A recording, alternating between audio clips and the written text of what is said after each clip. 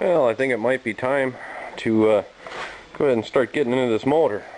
Before I do that, I'll go ahead and drain the oil out, and we'll take a look at it and see what color it is, see if there's a bunch of metal shavings in it or not, just to kind of give me an idea of how bad the damage is. I know there's damage in there, I'm not sure what I'm going to find. So if I drain the oil, it comes out clear. That means it could have been worse. Or not clear, but you know what I mean, without metal flakes in it. And then I suppose I will drain the block of coolant, and don't quote me on this, we'll find out when I pull it, but I think that might be a block drain. I don't see anything else on it that looks like a block drain, so we're going to take that out and find out. I'm pretty sure that's what it is, but only one way to know for sure. So I'm going to go ahead and get that oil out of there and show you that, see if there's anything interesting. Well, as you can see, I've got the oil pan off, and I've also drained the coolant, and the problem became readily apparent once I got this off. First thing I noticed was little chunks of bearing all over the place.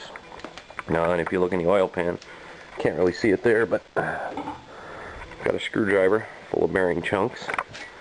You can basically scrape them right off the bottom. So there's a bearing that's toast, I know that, and went ahead and I felt around in there, grabbed the rods and tried to wiggle them, and I got to this one, and that is toast.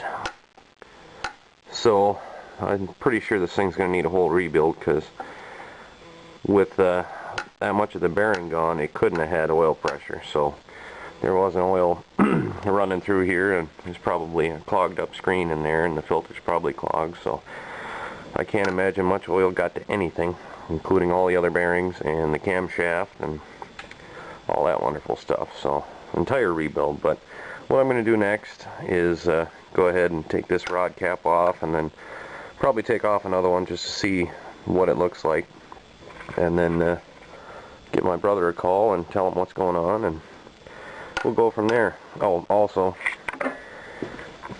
aside from the rebuild kit, we're going to need a new exhaust manifold. Big old crack in it, I noticed when I was pulling it out. So going to need that, and probably all sorts of new stuff. So we don't know if we're going to rebuild this one or throw in something a little bit bigger. Well, as you can see, we got the caps off here on a couple of the rods here. This was the bad one. Obviously you can see that it's damaged pretty good. It could probably be turned, but I don't know if we're going to go that route or not. But as you can see, here's one of the better ones. This is this one, and it's nice and clean, and the bearing looks, you know, not too bad.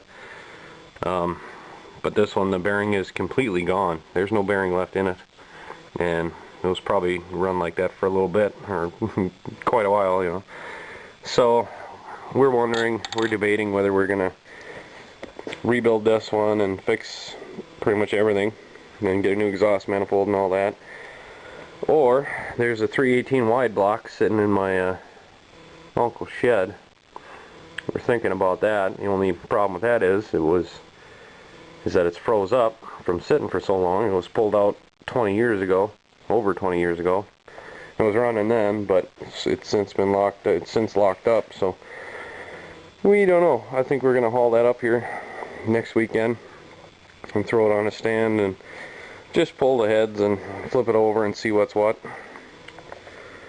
So I guess that's it for now. I'm gonna throw these caps back on, just set them there, and throw the oil pan on top to keep the dirt out for the weekend, or for the week, and then we'll figure out what we're gonna do next weekend.